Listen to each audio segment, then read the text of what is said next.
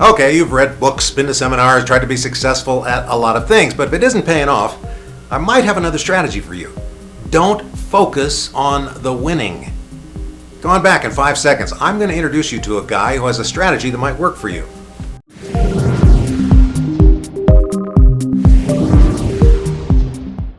Shafer here, and when I'm alone in a hotel room, I think about the successful people I know, the ones I admire, and I wonder how they got there. So today, I want you to meet a friend of mine, John Lloyd.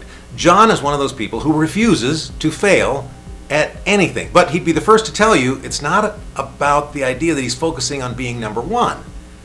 Now, John grew up without money or influence, but through hard work and discipline, became a champion diver at the University of Oregon.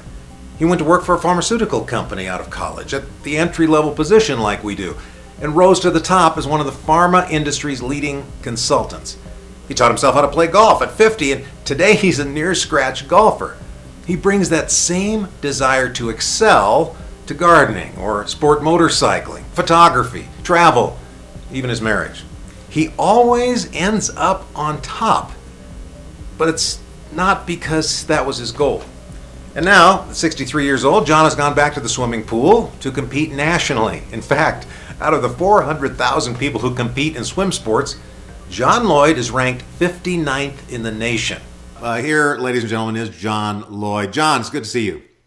Yeah, great to see you too, Russ. All right, so I have been telling people about how you operate in life. You have this, as far as I can tell, this relentless discipline to do anything, tackle anything.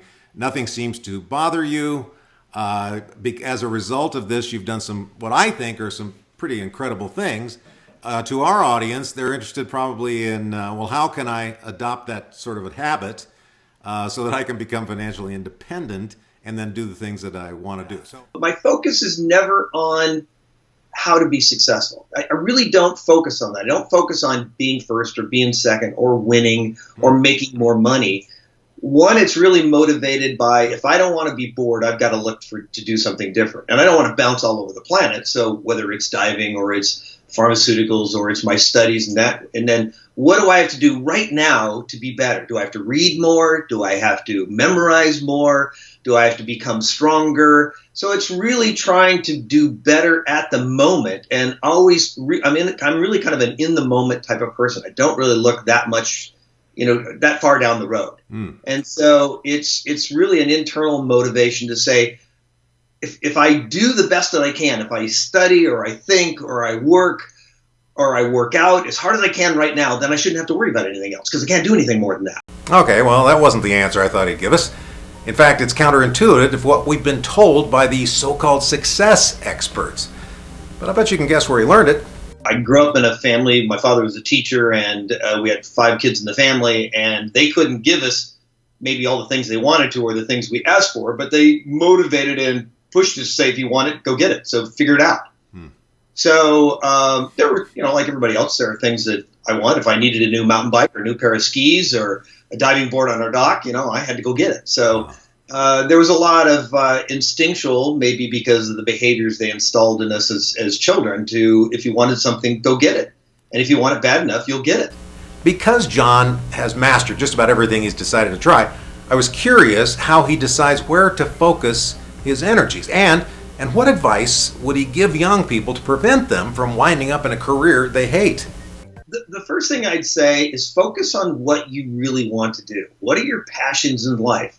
It's picking up garbage, swimming a river, painting a house, doing quadratic equations. It doesn't matter. But don't put all your time and energy in a job you don't really want, into a career you don't want, into an activity you don't want. Really focus. You'll do your best, and you'll be happiest and most content if you put your energy into the things that you really want to do. So it doesn't mean you have any talent or skill at it. But you say, well, I want to be an astronaut. Well, go out and try to be an astronaut until you prove yourself that you can't be an astronaut. Right. And I see a lot of young people and people in general in jobs that they don't like. They may even be good at it, but they don't like it. They don't, and it spills over everything into their family life and their love life and everything else they do.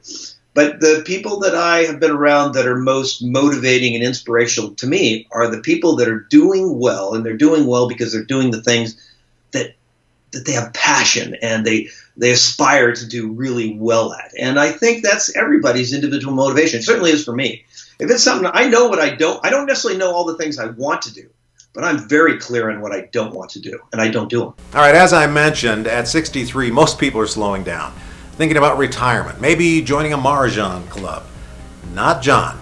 John Lloyd is swimming competitively against former Olympic champions. The training, as you can probably imagine, is daily. It's grueling. The risk of injury is very high, and the rewards are not financial in any way. So why does he do it?